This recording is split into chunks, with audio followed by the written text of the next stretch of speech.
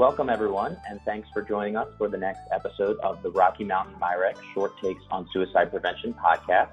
I'm your host, Adam Hoffberg, and today's episode, we are going to explore recent research on the safety planning intervention. And we're really excited to be joined today by Drs. Barbara Stanley, Dr. Greg Brown, and Dr. Lisa Brenner.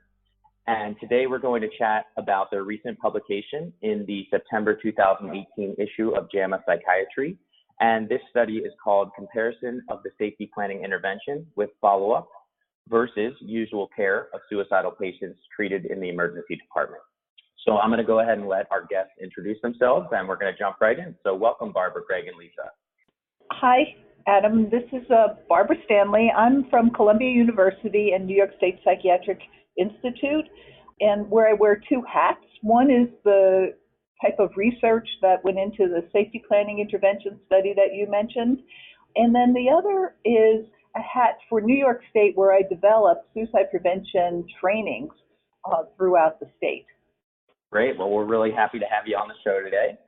Greg, let's turn to you next. Hi, I'm Greg Brown. I'm a clinical psychologist in the Department of Psychiatry at the University of Pennsylvania, and I'm also a research psychologist at the Division for MIREC at the Corporal Michael J. Crescent's VA Medical Center in Philadelphia. I've been doing research for a long time with suicidal individuals, mostly with cognitive behavior therapy for suicide prevention and then safety planning. Awesome. Welcome. And Lisa, how about you? Hi, this is Lisa Brenner. I'm the director of the Rocky Mountain MIREC, and I should note that this is my first time actually being on the podcast, so I'm an avid listener, and I appreciate the opportunity to be on today to talk about this important study. Great. Well, again, we're so happy to have you guys on the show. Now that we've learned a little bit about each of you, I do want to take a moment to go through some background on safety planning before we jump into the current study. So we're really delighted. Barbara and Greg were two of the developers of the safety planning intervention. And I was wondering if, Barbara, you could start us by walking us through really the conceptualization and the development of the safety planning intervention. Sure, I'm happy to do that. So safety planning had its origins in several forms of CBT, but the safety planning intervention that we developed in the form that it is now derived from Greg's original study of cognitive therapy for suicide prevention. Greg and I were collaborators on a project for suicidal adolescents.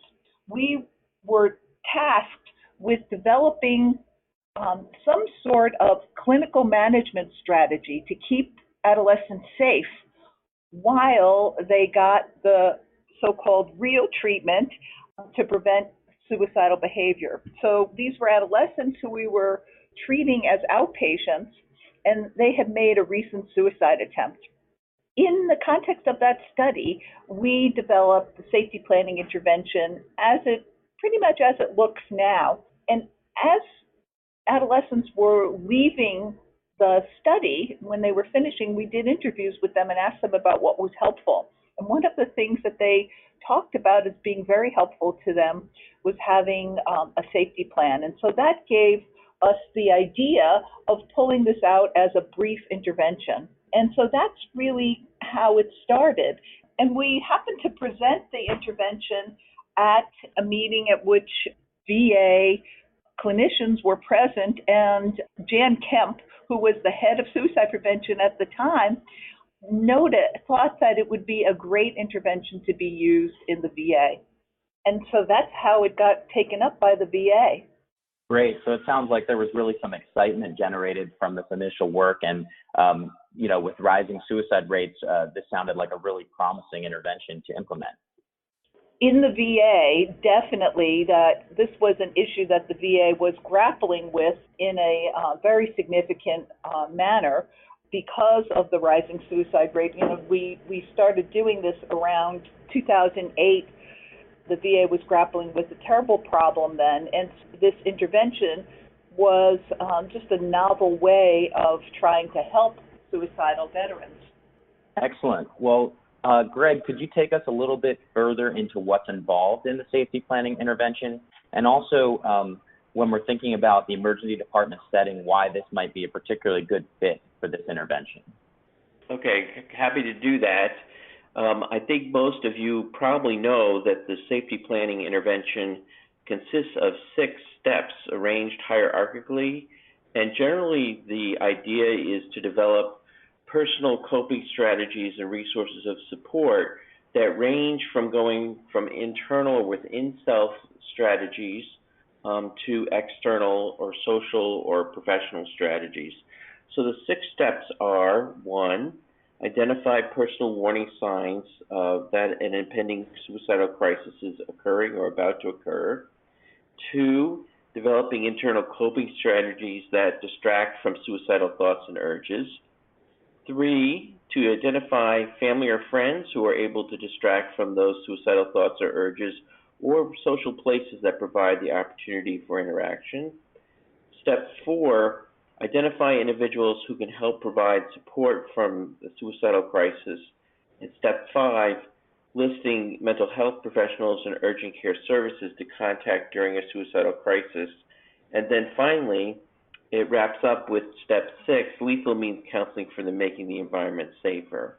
And the way the intervention works, it starts with recognizing your warning signs that indicates when to use the safety plan, and then generally begins with those internal coping strategies.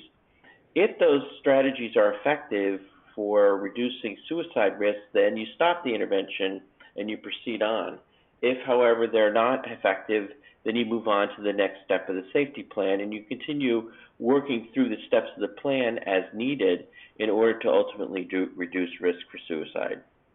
So the reason that we thought the ED was a good place to intervene is that for this type of intervention is that people may come into the ED setting following a suicidal crisis or a suicide attempt, and their only contact with the mental health services may be in an ED setting. And so the idea here was to provide a brief intervention within the ED so that patients can at least have some tools that they can use to reduce suicide risk. A lot of people who come into the ED may be referred for either inpatient care or outpatient care, but especially those who go to outpatient care, there may be a long period of time before they engage in treatment, or they may never engage at all in follow-up care. Some people just don't want the treatment. We thought the safety planning intervention in the ED was an opportune kind of period in the patient's lives to kind of provide the intervention. So can I just add a couple things to Greg's points? Absolutely, please.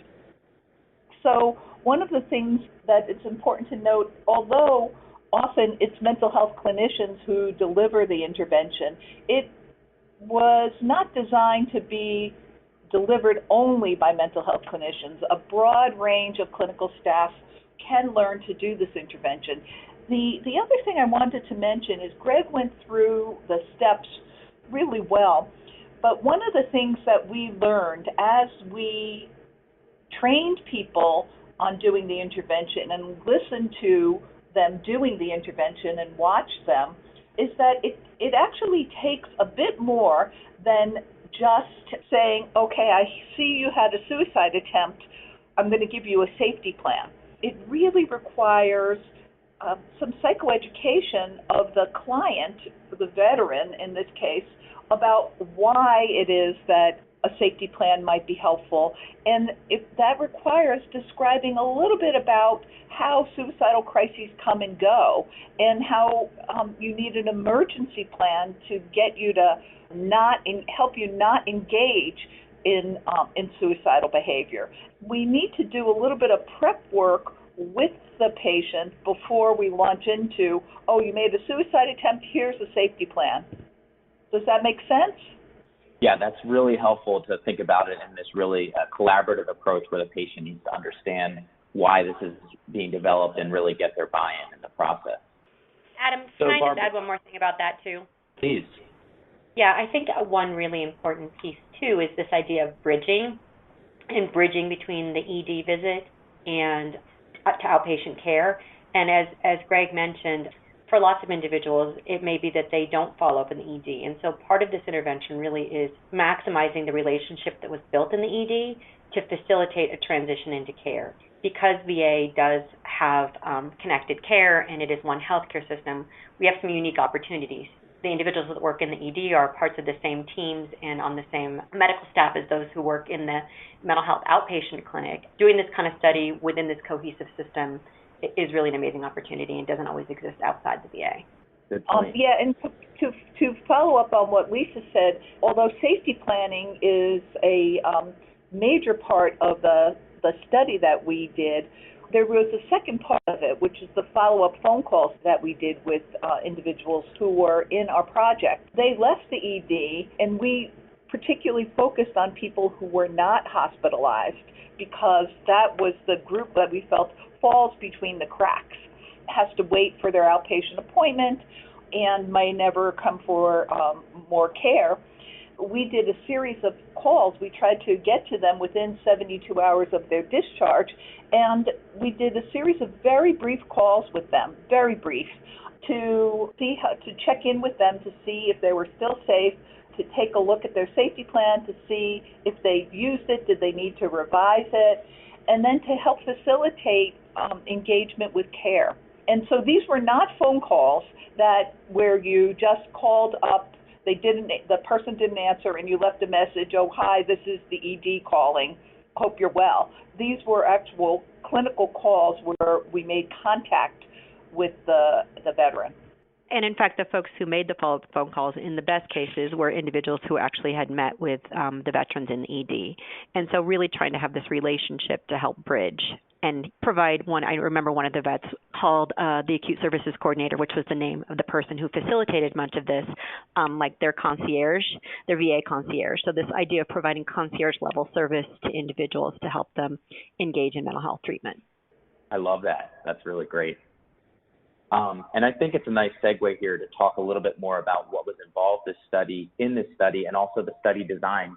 Lisa, could you talk us through that a little bit closer?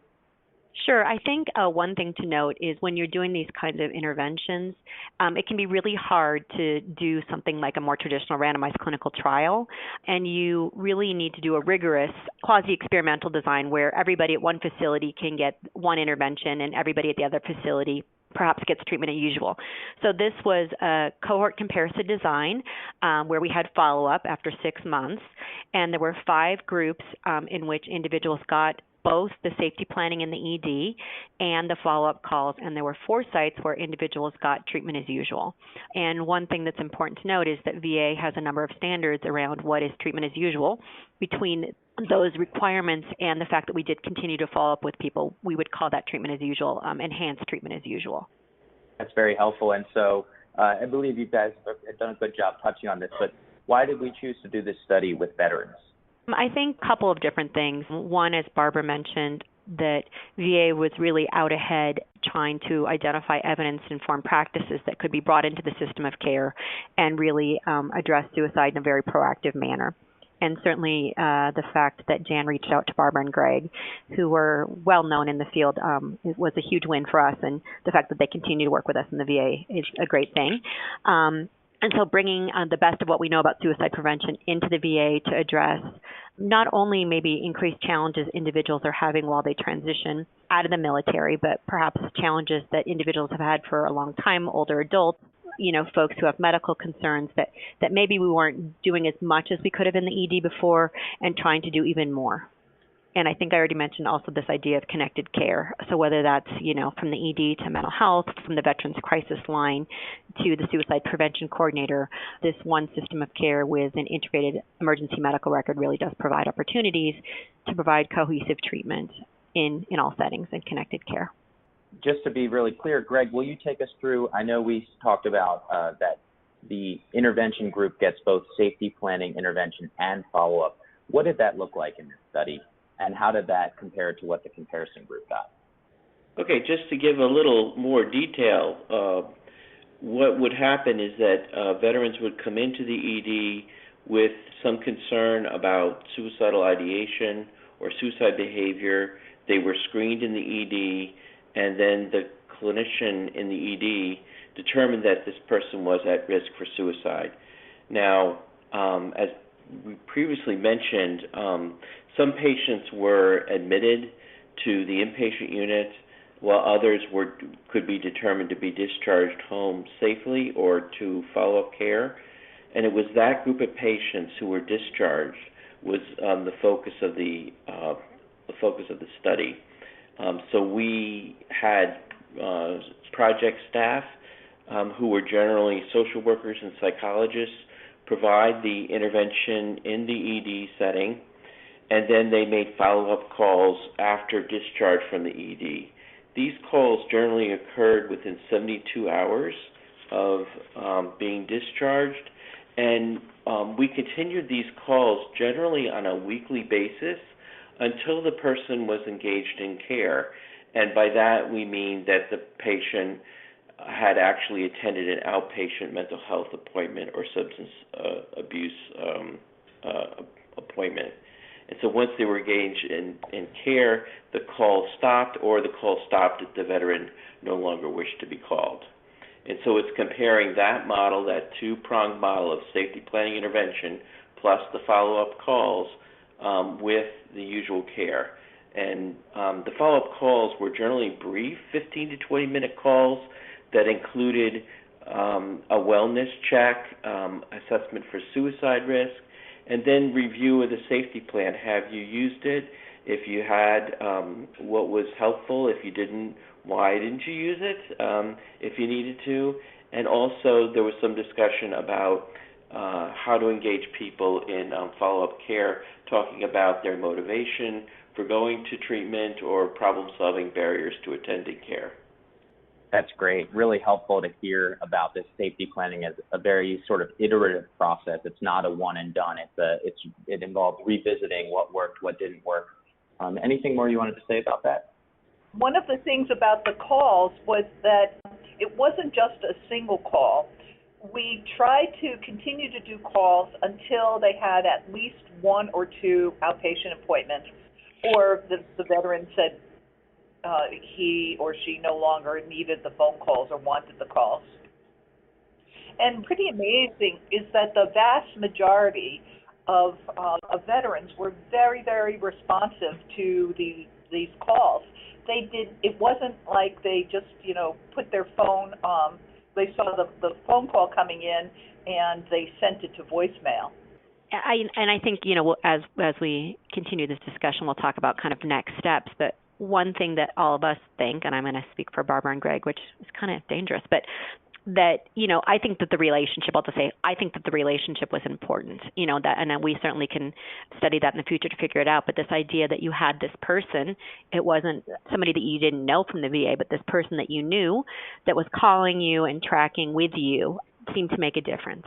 And as I said, we certainly can study that. If you had somebody in the ED and then different people making the phone calls, you could study whether it's kind of about the relationship or not. But that seemed important to me. Interesting. So let's turn to the findings. Barbara, what were you all looking at as far as outcomes, and what did you all find? Because of the nature of the study, that it was basically a demonstration project, we used chart, records to determine our outcomes. And so we had two outcomes. We looked at suicide behavior reports and we looked at treatment engagement. And we got positive findings on both. The individuals in the intervention group ended up having about 45% fewer suicide behavior reports in the 6 months following, which is quite a large effect, and also were much more likely to engage in outpatient care. And so then we looked at try to understand, well, did safety planning then and the intervention lead to greater treatment engagement, and then did treatment engagement have the impact on suicide behaviors? And in fact, what seems to happen is that the intervention in and of itself has a direct impact on the outcome. That is really fantastic to hear. So this is really promising, positive findings. It's very promising, and What I think is particularly important about this is that it is a relatively small, relatively non-labor intensive, and I say relatively because I don't mean no, with no, that there is no labor involved. There definitely needs to be resources devoted to this because clinicians have to be trained to give a reasonable quality safety plan. And then if you want to follow this particular design that we used in our study, you need staff who is going to be assertively outreaching to people who visit the ED to kind of be there, what I like to think of as the safety net for the veterans. Yeah, I'm really glad you all are taking home the point that this is a two-pronged intervention, and both components were involved in the success. And Barbara, could you tell us a little bit about some of the qualitative feedback that you got from participants about the intervention? A while ago, we became very interested in the impact of the intervention on the veterans, and so Greg and I did a separate project where we did qualitative interviews of about 100 veterans who had the intervention and asked them what their experience was, what parts of the intervention were useful. And we found that they actually found both parts incredibly helpful. One of the comments that we got, our most frequent comment when we asked them about safety planning, was they said, and this was not one person, this was many people, that it saved their lives. And it is a comment that we continue to get. So there is something about this kind of intervention that you give to somebody who grapples with being suicidal on an ongoing basis, to give them an emergency plan that helps get them through that period of time. Really hey, great. Barbara, I just remember some of that data too, and if this is wrong, they can cut it out. But Barbara, would you mind talking about, I think you asked individuals if they knew where their safety plans were after a good amount of time. Yes. So, I don't remember the exact figures, but virtually everybody remembered that they had a safety plan. Almost everybody could tell you the exact location that it was at that very moment. Many people made multiple copies of it. Over 2/3 of the people had used their safety plan at least once.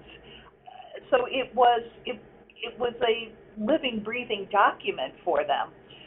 The other thing that I wanted to mention about the qualitative interviews, in terms of the follow-up phone calls, the frequent comment that they got was that we got about those was that they found them incredibly helpful, and they found it amazing that somebody would actually reach out to them that cared enough to get through to them, to be persistent in contacting them, that it made them feel that the VA actually cared about them. Wonderful. So Lisa, can you take us through the implications of this work in the VA, but also to suicidal patients everywhere, and also where you see this research going next? Well, I think as Barbara and Greg have both highlighted, this intervention, which is an intervention that we expect that most providers could learn how to do, did seem to make a big difference in people's lives, both qualitative and quantitatively. It was meaningful to them, and they remembered who it was, they used it, and the numbers also support that. So the question in my mind begins to be, like, how do we bring that research into EDs? In the VA and outside the VA? Certainly many veterans get care outside the VA. And how do we facilitate that cohesive follow-up and engagement with folks till they get into care? And then, as I mentioned before, can we start to think about the different components of this? Are the follow-up calls really necessary? Is the safety planning the key piece? Are things different for different individuals? Do different individuals need different levels of engagement to help them come to that first follow-up session? And then I think, as always, trying to identify other interventions that we could use in different settings that are perhaps also relatively smaller lifts in terms of implementation that could be implemented, let's say, on the way out the door from an inpatient hospital stay, and doing safety planning, which is already VA standard, but then doing follow-up engagement calls or other things that we could do during periods of transition, which are risky periods, to help facilitate engagement in care. So, Lisa, I understand that these results are really being implemented by VA leadership. Can you tell us a little bit about how we're helping veterans in the emergency rooms at the VA? Yeah, Adam, actually, it's really exciting. Leadership has been very tuned in to these findings, and in fact, this resulted in a rollout of safety planning in all VA emergency departments. The effort has been named SPED. It's called Safety Planning in Emergency Departments, and what it really is facilitating is that individuals who are seen in the emergency department who are identified at being at risk are now for sure within the emergency department setting having their safety plan updated and or they're having a safety plan completed for the first time. And in some settings, this intervention is not only limited to safety planning. What's happening is individuals in the ED are actually following up with veterans, making phone calls, and making sure that these individuals actually engage in care. That's fantastic. It's so cool to see these results go so quickly from being published to being actually impacting care for veterans. So thanks for sharing that. And Greg, as Lisa mentioned, there's lots of opportunities for further research, but what are some things that clinicians can take away right now that really can begin to be used in everyday practice? That's a great question. I think since safety planning intervention launched in 2008 in VA, one of the most important lessons we've learned about the implementation of safety planning from a healthcare system perspective is that fidelity to the intervention involves more than simply completing a piece of paper or a medical record template. It's really about taking a collaborative and understanding approach to addressing painful experiences and helping veterans to determine what to do during a crisis in a collaborative way. One of the concerns that we've had has to do with quality of the intervention, and we know this from reviewing completed safety plan forms as well as listening to audio recordings of the safety planning interventions. There have been two small published studies conducted in VA on the quality of safety planning in medical records. One study found that the quality of safety plans was low, and that higher safety plan quality scores actually predicted a decreased likelihood of future suicide behavior in VA. The other study found that the quality of safety plans ranged, but most were completed of moderate quality. And so with this focus on quality, the VA, specifically the Office of Mental Health and Suicide Prevention, recently developed a revised medical record template with detailed instructions for safety planning. They offered didactic training to use the template, and then Barbara and I and others co-authored a corresponding safety planning manual that's been updated to 2018 from the 2008 version. So we hope it will help to improve quality of safety plans, and we hope that additional training in how to do good quality safety plans will result in improved quality of intervention as well as decrease in suicide behaviors. Greg and Barbara, would you also mind talking about, I know we use paper often in the VA, write down safety plans and have veterans write them down, but I know you all have done some work on using apps and other ways to keep safety plans close to veterans who are using their cell phones. That's a great question, Lisa, and certainly there's a number of apps out there that take the safety planning intervention and turn it into an app.